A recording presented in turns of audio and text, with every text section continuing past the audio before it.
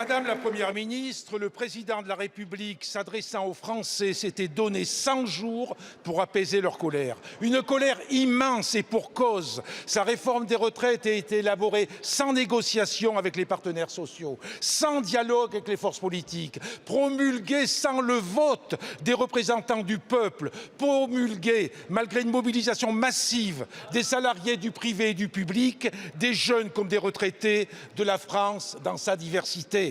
Depuis le premier jour de la mobilisation contre cette réforme, cette France s'est levée contre le recul de l'âge de départ à la retraite. Elle s'est mobilisée pour revendiquer le droit de vivre dignement à tout âge. Elle s'est insurgée contre le 47-1, contre le 44-3, contre le 49-3, contre toutes vos manœuvres pour imposer votre réforme. Elle a aussi espéré un référendum. 4 mois de mobilisation pour exprimer une soif de justice sociale et de respect. Hier, le président de la République a une fois de plus été dans le déni de cette réalité, dans la droite ligne des propos tenus par différents membres du gouvernement. Il a osé prétendre que cette France mobilisée n'était pas la France, que votre gouvernement serait trop intelligent pour être compris de cette France-là. Les 100 jours ne sont que provocation. De grâce, arrêtez-vous là. Cessez de piétiner le peuple et ses représentants. Cessez de faire croire que l'extrême droite serait la seule opposition respectable. Cessez de diaboliser vos opposants. Le 6 juin sera le grand rendez-vous de cette France qui vous encombre. Le 8 juin, nous porterons ici même la voix de cette France en votant l'abrogation de la réforme des retraites.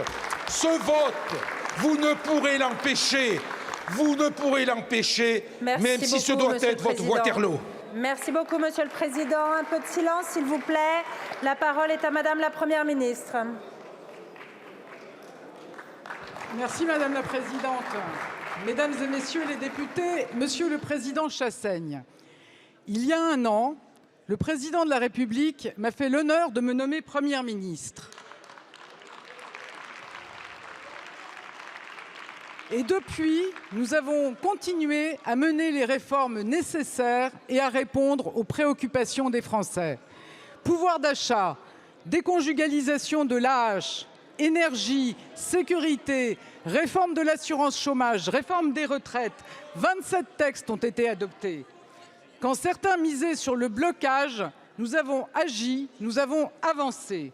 Mesdames et Messieurs les députés, comme le président de la République l'a rappelé hier, l'objectif du gouvernement, c'est d'apporter des réponses concrètes à nos concitoyens avec des résultats rapides. C'est la feuille de route que j'ai présentée le 26 avril dernier.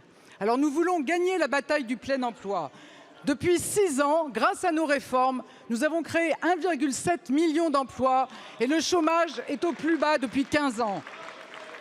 Nous voulons poursuivre notre réindustrialisation. C'est le sens du projet de loi Industrie verte présenté ce matin au Conseil des ministres.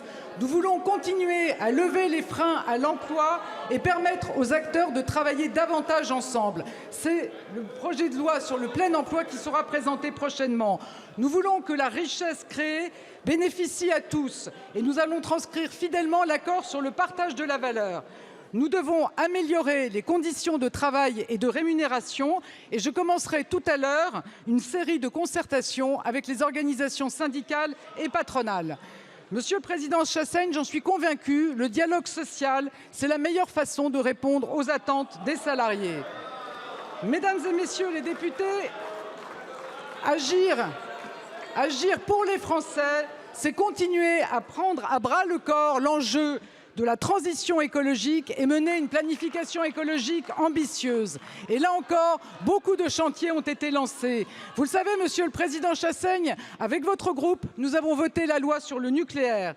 Ensuite, les Français nous demandent plus de services publics. Ils demandent des solutions en matière de santé et d'éducation.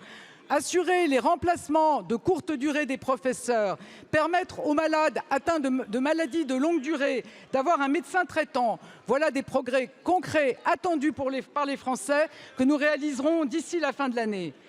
Mesdames et messieurs les députés, nous devons enfin garantir l'ordre républicain en déployant de nouveaux effectifs de police et de gendarmerie, en préparant dans la concertation un texte sur l'immigration, en assurant notre souveraineté avec la loi de programmation militaire dont vous débattrez la semaine prochaine, en renforçant l'efficacité de notre justice tout en veillant à la maîtrise de nos finances publiques.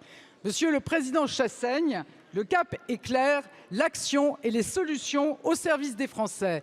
Avec la majorité et avec tous les parlementaires de bonne volonté, nous allons continuer à agir. Je vous remercie. Merci beaucoup, Madame la Première ministre.